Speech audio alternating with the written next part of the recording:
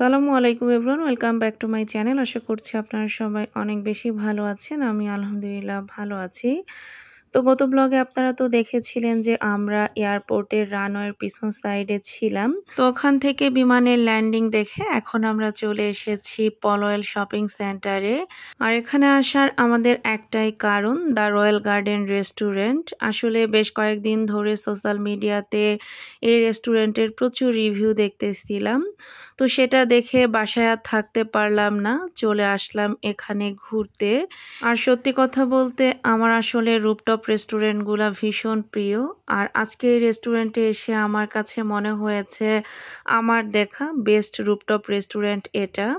অনেকেই বলেছেন যে এটা দুবাইয়ের মতো, আবার অনেকে বলেছেন সিঙ্গাপুরের মতো।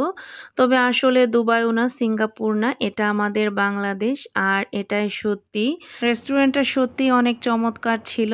এখানে ঢুকে আমাদের কাছে অনেক ভালো লেগেছে।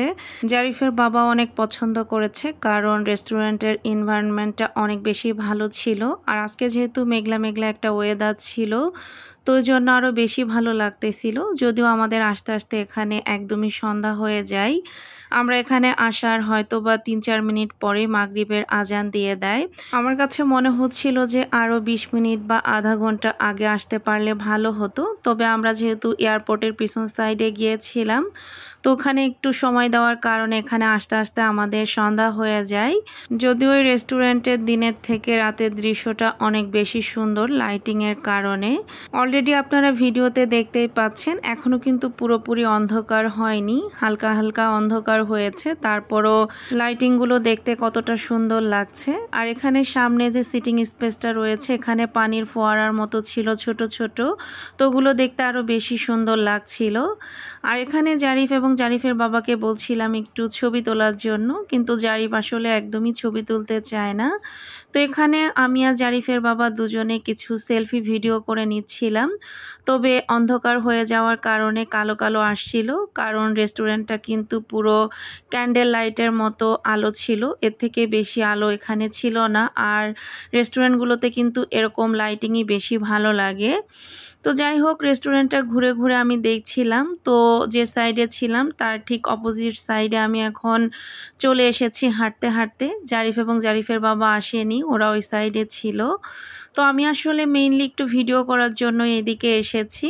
আর একটু আগে আমি এখন যেখানে দাঁড়িয়ে আছি তার ঠিক অপোজিট সাইডে ছিলাম।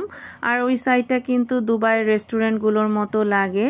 তো সব কিছু মিলিয়ে রেস্টুরেন্টটা আমাদের কাছে এক কথায় অসাধারণ লেগেছে। আপনারা চাইলে এখানে পরিবার নিয়ে ঘুরতে আসতে পারেন ছুটির দিন অথবা যে কোনো দিনে। আসলে এই রেস্টুরেন্টে আসার পরে কারো যদি মনটা খারাপও থাকে অটোমেটিক্যালি ভালো হয়ে যাবে, এত সুন্দর একটা পরিবেশ। তো রেস্টুরেন্টটা মোটামুটি ঘোরা হয়ে গেলে এখন আমরা ইনডোরে চলে এসেছি খাওয়া দাওয়া করার জন্য। তো এখানে আসার পরেও আসলে আমরা বসার জন্য কোনো সিট পাচ্ছিলাম না, কারণ ছুটির দিনে প্রচুর পরিমাণে ভিড় থাকে।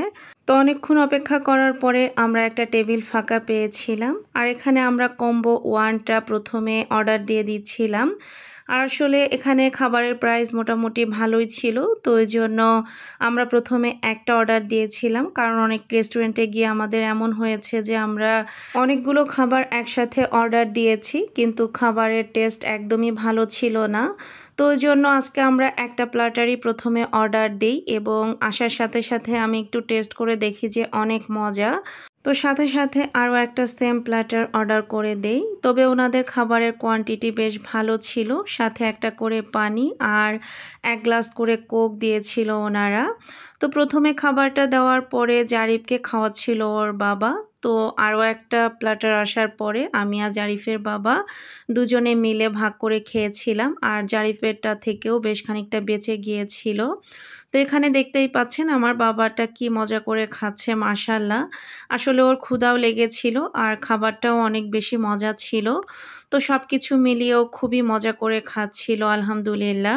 আর এখানে জারিফের খাওয়া হয়ে যাওয়ার পরই আমাদের সেকেন্ড প্ল্যাটারটাও চলে এসেছে। তবে আপনাদেরকে একটা কথা বলে রাখি, যারা আপনারা এই রেস্টুরেন্টে আসবেন অবশ্যই হাতে সময় নিয়ে আসবেন, বিশেষ করে ছুটির দিনে। কারণ যেহেতু এখানে প্রচুর পরিমাণে ভিড় থাকে, আর ওনারা ওনারা অর্ডার নিয়ে খাবার দিতে দিতে আধা ঘন্টা থেকে 40 মিনিটের মতো লেট করে ফেলে, মাঝে মাঝে 1 ঘন্টাও লেগে যেতে পারে। তো আলহামদুলিল্লাহ আজকের দিনটা আমাদের সত্যি অনেক ভালো কেটেছে। এখন আমরা খাওয়া দাওয়া করে বাসার উদ্দেশ্যে রওনা করব। আপনাদের কাছে আমার আজকের ভিডিওটা কেমন লেগেছে অবশ্যই কিন্তু জানাতে ভুলবেন না।